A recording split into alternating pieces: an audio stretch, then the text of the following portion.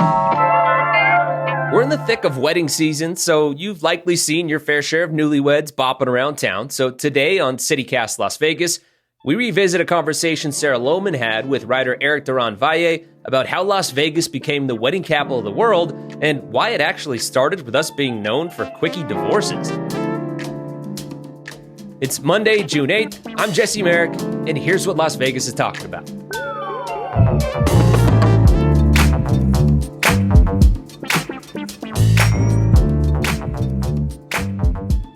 Eric, you've actually officiated a wedding here in Las Vegas. What was that process like for you?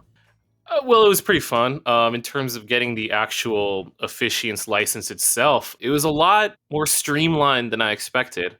So the way it works is that you get licensed by the county, but then you're able to officiate in the whole state of Nevada. So in Clark County, they have two options for if you want to officiate a wedding. You can either get the 5-year license, which is, as it says, good for 5 years, or you can get the 90-day license, which is like if you're just doing a friend's wedding, and, you know, that's probably the only wedding you're going to do in your life. Is that what you opted for? Mm-hmm. Ooh, yep. Eric is available for weddings, everybody. I am, yeah. He's here for your cowboy wedding. He's here for your Southwestern Mexican cowboy wedding.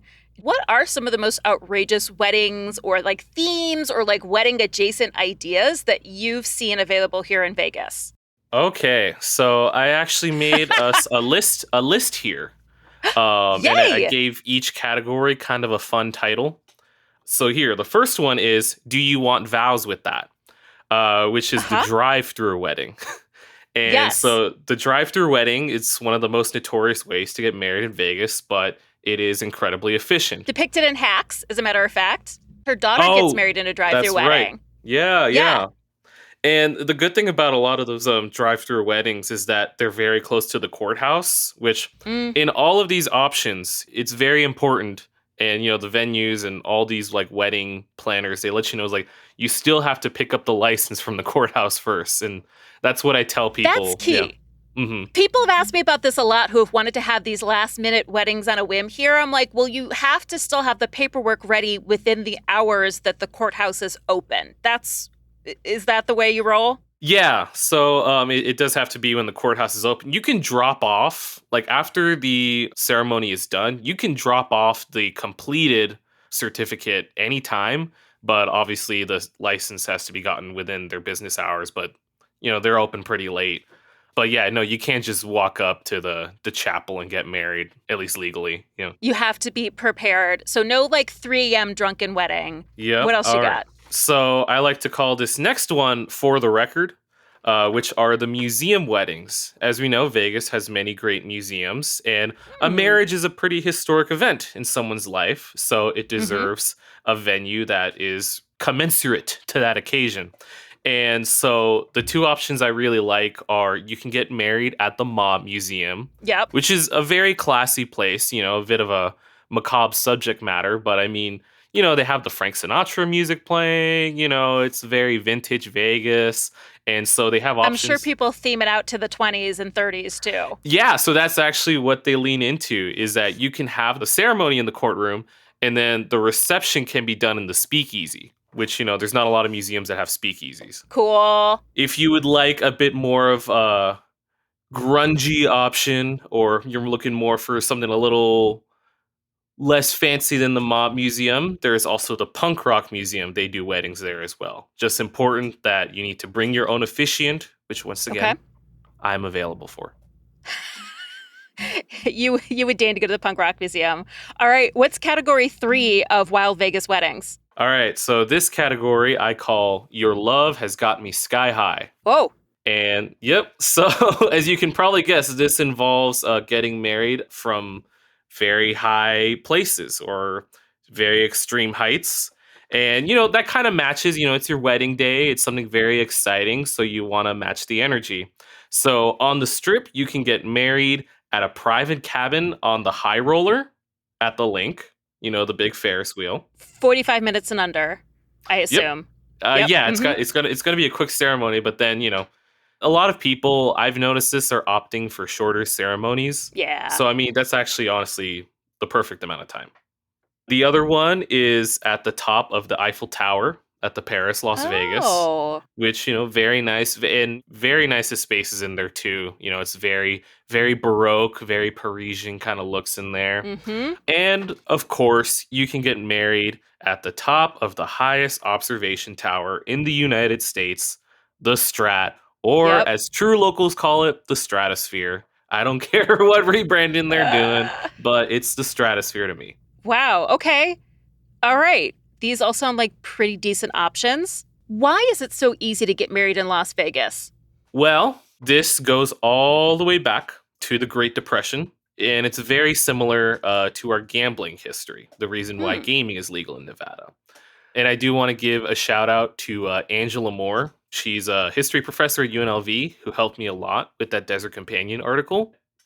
In the early 1930s, you had the temperance movement.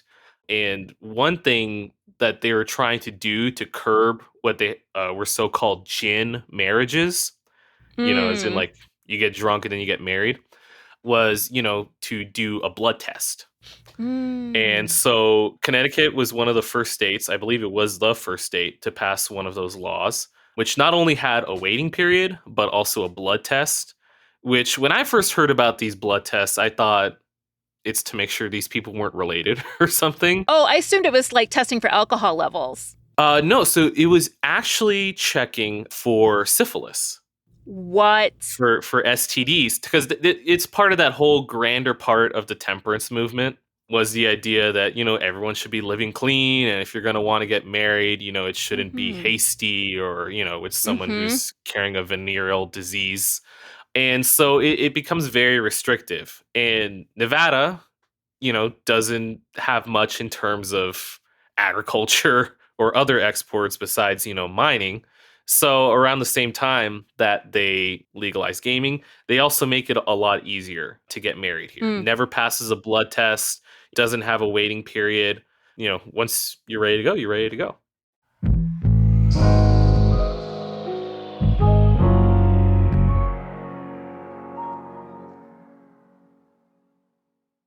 To give some perspective on why the syphilis thing is so terrible, even if you have syphilis and are treated for it and cured, much like COVID, you still carry the antibodies for the rest of your life. So you would always come up as testing positive for syphilis. So Vegas does away with these blood tests. It does away with a waiting period too, correct?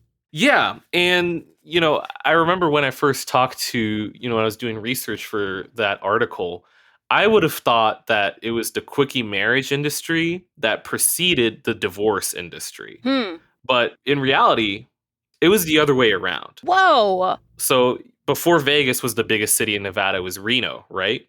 Right. And Reno became known as a divorce mecca because, people, for whatever reason, their marriage isn't working out and they just want a divorce. And the way Angela explained it to me was that if you get married to someone and you find out, like, this isn't so great, you can just separate yourself from them. Like, you don't have to do it legally, Physically. right? Yeah, yeah. Like, you can just move somewhere else and like not interact with them anymore. The marriage police aren't going to be coming to your house and be like, "Where is everybody?" The reason people would want to get divorced quickly was because they would want to get remarried quickly Mm. because they had met someone new and they wanted to start a new life. And so they made it easy to get a divorce. And a lot of other states did and still do have really long waiting periods to get remarried after getting divorced. Yeah, and a little clarification on that. Like, I didn't realize that a no-fault divorce, which basically means that two people are incompatible, Mhm. that wasn't signed into law until, 1969? Ronald Reagan signed it in California. Yep. But it wasn't legalized in New York State until 2010. Mhm. So although Nevada didn't have a no-fault divorce until after the 1960s, it still seemed to have just more options and was a little more lax, and then a really short waiting period for that divorce. That was the big part, was the short waiting period. So initially it was 6 months, and this is back, in the early 30s. So 6 months was still pretty short compared, because you had to establish residency. Mm-hmm. So as long as you're a Nevada resident, you could get a divorce as quickly as possible. Oh, I've heard about this in South Dakota too. That was this one state that predated Nevada as like a place that women would go and have residence and then be able to get a divorce. And then Nevada, which is a little more convenient to get to for most people, came next, but also they eventually dropped their waiting period to even less than 6 months. Yeah, so this is what was called the divorce trade war, which is Whoa. yeah, it was between Nevada, South Dakota, I believe Idaho, and also Mexico. And 6 months was seen, as the standard, and Nevada was in pretty dire straits, and they were thinking like, well, what do we do? And then they passed a bill in the legislature to lower it from 6 months to 6 weeks. Oh. And that was seen as so brazen, so short an amount of time that like they won essentially. We are brazen here. Yeah. I mean, a lot of people see this as like, oh, you drink, you gamble, you go visit a brothel, whatever. But then that trickles down, I've always felt, to rights for individuals, including a financially viable option for divorce during a time when there wasn't much of an option. Yeah, and I think especially, some people may take umbrage with this, but it is kind of cool that they made divorce or the process of divorce seem almost fun. You had things like the divorce ranches. Yeah. Tell me more about those. So these were the ones that really fascinated me, which is that if someone has to be in Nevada for at least 6 weeks to file the divorce, right? And it's a one party state, so only one person had to be there to do that. And because women weren't as much as in the workforce at the time, they would be the one to go. They would already make all the arrangements back home, wherever they were from, and then one person would come here. But 6 weeks is still kind of a long time to wait. It would get very expensive if you were staying at a hotel that whole time or something. Right. So what you had were these divorce ranches, and like a lot of big parks in the valley originated as divorce ranches of some kind. Stop. Which ones? So Floyd Lamb, Whoa. yeah, the With one the that has like peacocks. with the peacocks wonder that was originally a divorce ranch. Lorenzi Park, which is kind of over on Bonanza near Springs Preserve, also a divorce ranch. These were largely women in these spaces? Mm-hmm. Because, men would usually have to stay home and work, and then women would have the free time to be able to go. If they had children, maybe they would go with them, have a nice little vacation. But, I always thought, especially for the time period, advertising a place as a divorce ranch seemed pretty extreme or unlikely. And Angela Moore explained to me that they were just advertised as normal dude ranches, which for those unfamiliar, a dude ranch is just a place where you can go cosplay as a cowboy for a week. You can like feed hay to horses and like rope cattle. I don't know if they make you shovel manure. Right. But the idea is that like this is when Las Vegas still had a lot of that Western identity to it. Mm-hmm. And so they would advertise them as, leisure ranches, vacation ranches, with a special 6-week rate. Oh, wink. Exactly. There's some of those old hotels down on Fremont Street. I took a great tour at the Nevada Preservation Society, and they pointed out a sign from one of the old hotels that was also sort of one of these. It was a divorce hotel. There's a lot of postcards of like women lounging and looking content, I suppose. So people have been coming here to get a divorce since the 1930s. How long has Las Vegas been known as the wedding capital of the world? Well, that's a title that's a little bit up for debate. So officially, the county has recognized it as 70 years. Okay. Because there was a newspaper article that was the first instance of Vegas getting called the wedding capital of the world. And Vegas officially eclipsed Reno as the wedding capital in 1971, I want to say, which is right about the same time that the population shifts from northern Nevada to southern Nevada. But, a lot of that has to do with celebrity. There are a lot of big celebrity marriages that happened here. Elvis and Priscilla. Elvis and Priscilla, very recently, Usher, which, Usher. Yeah, the fact that it looked fun, and if you want your Vegas wedding to be traditional, it can be traditional. If you want your Vegas wedding to be extravagant, it can be extravagant. If you want it to just be something very simple, you can do that. When I talk to, Lynn Marie Goya, who's the county clerk, it's kind of the fact that a lot of the infrastructure for weddings is here. If you Mm-hmm. have family who needs to travel, there's Mm-hmm. so many places for them to stay. A lot of wedding planners here, a lot of venues, and it can also be your honeymoon. You get married here and then you have your honeymoon here. It takes some of the stress out of getting married. So it sounds like weddings and divorces are still an important part of tourism in Vegas. Well, at least weddings are. Divorces really aren't anymore, are they? Well, yeah, especially not with, as you said earlier, the boy Ronnie Reagan, passing the no-fault divorce. Yeah. Yeah. Unless we make Vegas a destination for divorces again. But Mhm, still, you hear, I mean, I've been to a Vegas wedding. You've done a Vegas wedding. mhm. Like, is that an important part of our tourism? Absolutely. I think it's part of the fun image. I think it's, that sort of libertine lifestyle that, is promoted in Vegas. It's just one of many reasons, to come here. And like the fact that people get so creative with it. Like, Mm. you said you have like the Elvis impersonator wedding, which is a Hmm. classic, but it's kind of a hotbed for, people to come up with inventive ways, to get married, different venues, whether it be the Taco Bell wedding chapel or something like Yes. that. One of the points I make in the article is that fundamentally, marriage is a contract. It's a Hmm. piece of paper. If you want to enter that contract, I think you should be free to do so without any sort of puritanical restrictions Hmm. or, sense of judgment. And, that's really what Vegas is. It's a place where you can escape judgment, I feel. Ooh. Yeah. And then I feel in the opposite direction, if you determine that that contract is no longer something you agree with, you should be able to get out of it just as easily. And I was actually very shocked at those long waiting periods that other states had, and some of them still have. So that's actually something that I wanted to ask you about specifically because, as you bring up in your article, marriage has long been gatekept, first by religion and then by the state. And, Nevada tore down a lot of those barriers.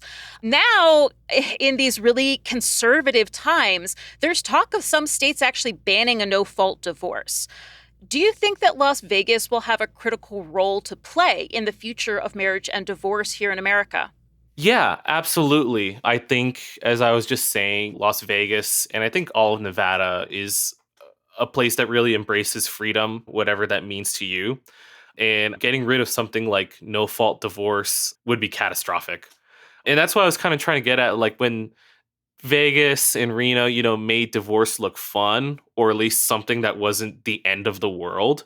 I think that's what kind of helped normalize it to the point where we could start getting the adoption of no fault divorce.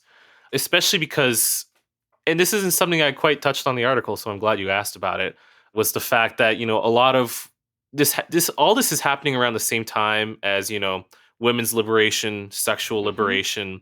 And, obviously when women are trapped in an abusive relationship, it can be a lot harder to get out of it if Hmm. it's hard to prove what the circumstances are, or if you're just generally unhappy in a relationship, that can lead to a slew of other mental health issues. So I think in our brazenness, we are pioneers. Hmm. Maybe not in the way some people traditionally think of pioneers, but in pushing the edge, in trying something that the rest of the country perhaps frowned upon. I think that really did give way to people being more accepting. We're already in an abortion sanctuary state. We're already Yeah, the only state where sex work is legal. I don't want us to become also now a divorce refuge as well. But maybe that's the role we play. And that's, I think, typically not a space that people think of Nevada in. But we are a place where women are given some freedom to thrive, where they haven't been traditionally in other spaces. absolutely. And, sanctuary is a pretty good term for it. It is an important thing of our culture. And, in terms of gambling, yeah, as you said, sex work, all those things. If we didn't have it, I think we wouldn't be Nevada. Eric, thank you so much. This was wonderful. Thank you.